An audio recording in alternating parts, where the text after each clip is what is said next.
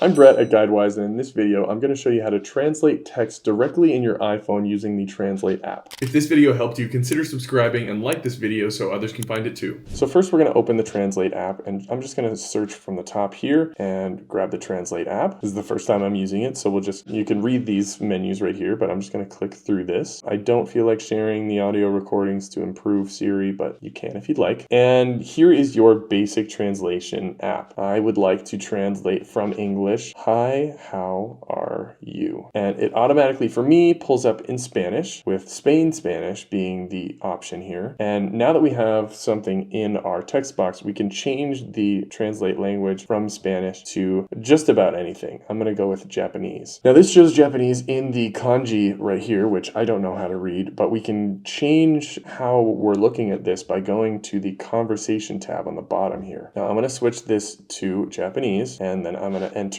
"Hi, how are you?" I'll click done, and now I can click play. And when I click play, it will say it out loud for me. こんにちは、お元気ですか? And now you'll know how to pronounce anything that you are hearing. Now you should be a master with the Translate app on your iPhone. If you found this video helpful, don't forget to like and subscribe for more.